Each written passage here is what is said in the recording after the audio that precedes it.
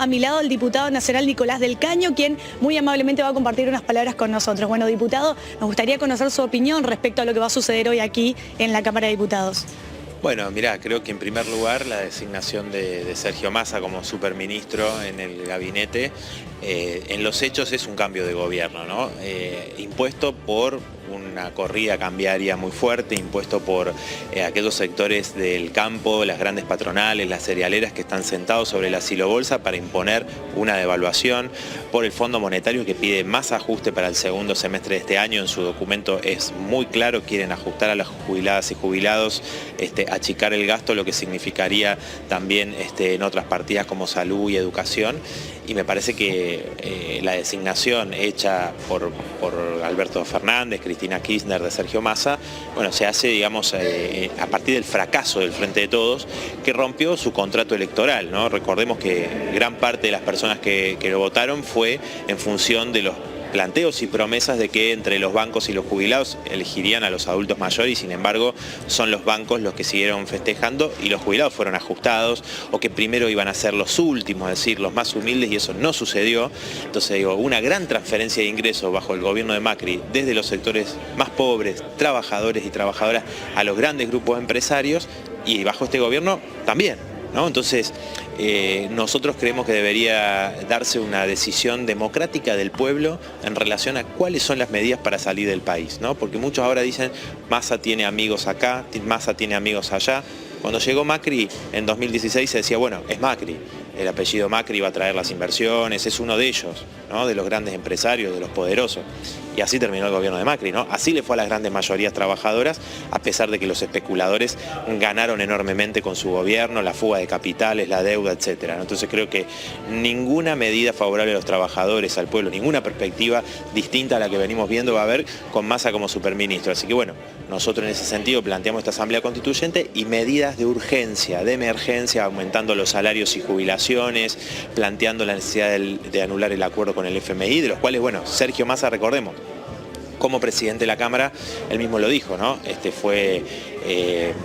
Estuvo hasta último momento tratando de convencer hasta la última diputada, hasta el último diputado, de aprobar este acuerdo con el Fondo Monetario Internacional, ¿no? Hola, Del Caño, ¿cómo le va? Melina Flederman lo saluda aquí desde el piso de TV. Bienvenida. ¿Qué tal? ¿Cómo estás? ¿Cómo estás, Melina? Muy bien, muchas gracias. A ver, respecto de la figura de Cecilia Moró, ¿cuál es la postura que ustedes van a mantener? ¿Qué les parece? ¿Cómo se imaginan este trabajo? Independientemente de que sabemos es una diputada que por ahí tuvo determinado estilo a la hora de sesionar, pero hoy va a ocupar, a partir de hoy, otro cargo dentro de la Cámara. Sí, mirá, digo, más allá de la designación por parte del bloque mayoritario, ¿no? Del Frente de Todos, del oficialismo de Cecilia Moró al frente de la Cámara, siendo la presidenta, nosotros no tenemos ninguna impugnación hacia su persona, ¿no? Personal ni demás, sino que, bueno, nuestra postura histórica desde que asumimos en el 2013 es la abstención frente a la designación de autoridades en la Cámara de Diputados.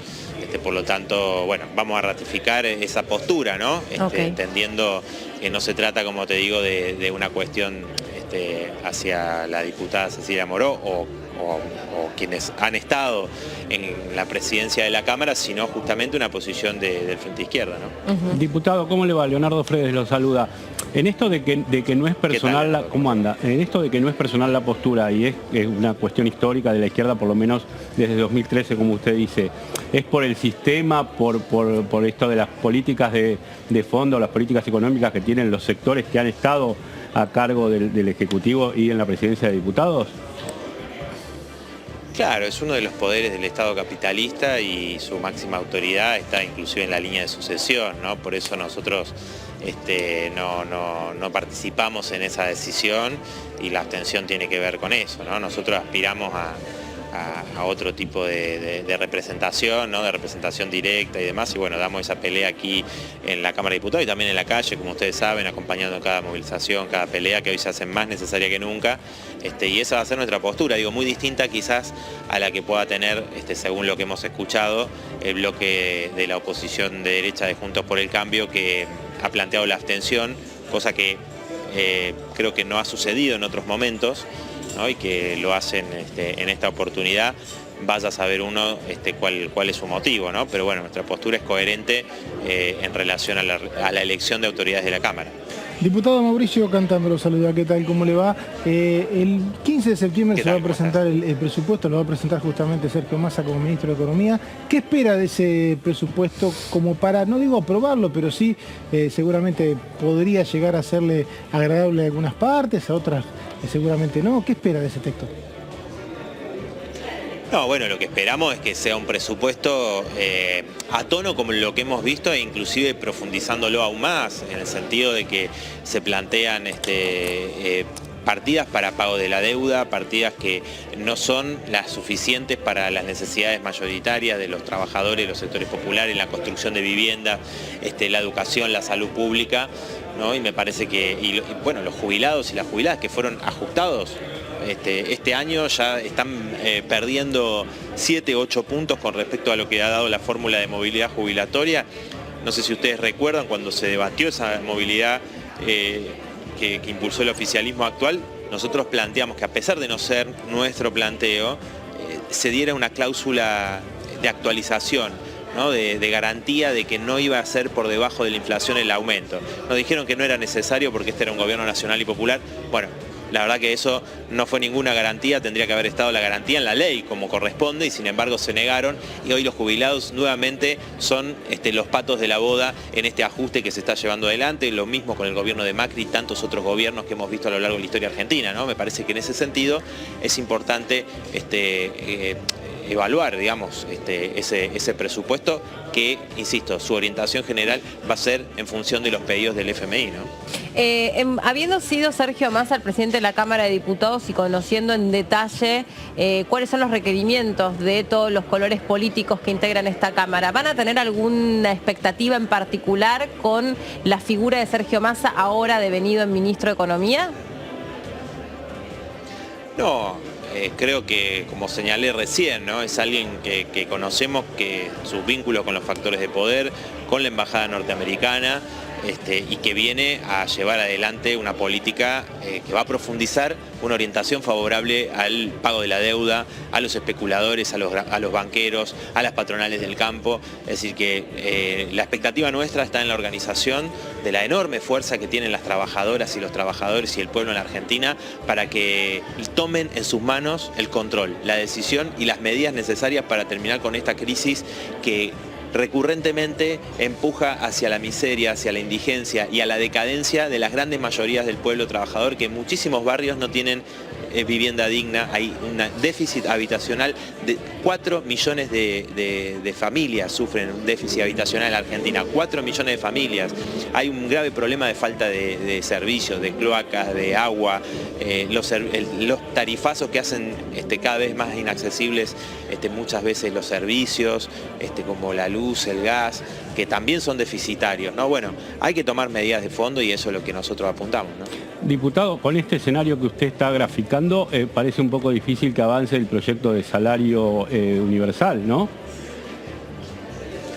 Bueno, el proyecto de salario universal, a ver, primero son 14.000 pesos. Yo no le llamaría salario, creo que es un subsidio alimentario de emergencia, podríamos decir, ¿no? O algo más bien de emergencia que cubre, apenas llega a cubrir algo básico alimenticio por persona, ¿no? Entonces me parece que acá nosotros obviamente nadie puede oponerse, o por lo menos en nuestro caso, a algo que va a la emergencia a aquellos que no tienen nada. Sin embargo, sabemos que esa no es la solución. Por eso estamos planteando la propuesta de la reducción de la jornada de trabajo a 6 horas, 5 días a la semana, sin que eso afecte el salario, y que se repartan las horas de trabajo entre ocupados y desocupados. Si esta medida se empieza a aplicar ya mismo en las grandes empresas, se pueden generar 1 millón de puestos de trabajo genuinos, ¿no? Así que bueno, ese planteo es el que hacemos nosotros de fondo. Diputado, una de las dudas que había respecto a esta propuesta es la capacidad de rotación que puede haber en el mercado laboral a partir de la reducción horaria. ¿Se podrían conseguir, por ejemplo, los puestos de trabajo que se requerirían a partir de lo que sería una reducción del tiempo de trabajo de cada uno de los empleados? Sí, porque fíjate que la tecnología se ha desarrollado enormemente y en muchas empresas hacen jornadas de 10, 12, 14 horas. Los trabajadores del neumático, que hoy están en un conflicto desde hace 2 o 3 meses ya paros, con movilizaciones, con asambleas, todo por turno. Ellos trabajan los fines de semana, feriado, todos los días para poder llegar a fin de mes. Si se reduce, y las patronales ganan fortuna, si se reduce la jornada de trabajo, ellos pueden alivianar esa carga, tener tiempo para estar con sus familias, muchos jóvenes para poder estudiar, y otros que no tienen empleo podrían tenerlo, ¿no? Aplicado esto, insisto, ya mismo a las 12.000 empresas más importantes del país se podría generar 1 millón de puestos de trabajo. Diputado, ¿cuándo podría haber ahora con la nueva conformación del Congreso una próxima sesión, ahora sí para ocuparse de los temas de agenda pendientes que quedaron, algunos de ellos con mucha urgencia sin resolverse en la primera mitad del año? No, la verdad que nosotros, al ser un bloque que no somos de los bloques mayoritarios, difícil poder saber cuándo va a haber una convocatoria, y obviamente hay muchos temas para tratar que son de emergencia para el pueblo trabajador. Lamentablemente no son los que se ponen como prioridad en la agenda, pero bueno, habrá que ver si se convoca y con qué temas, ¿no? Bien. Diputado, le agradecemos mucho este contacto con nosotros, muy amable, ¿eh? No, por favor, muchas gracias a ustedes.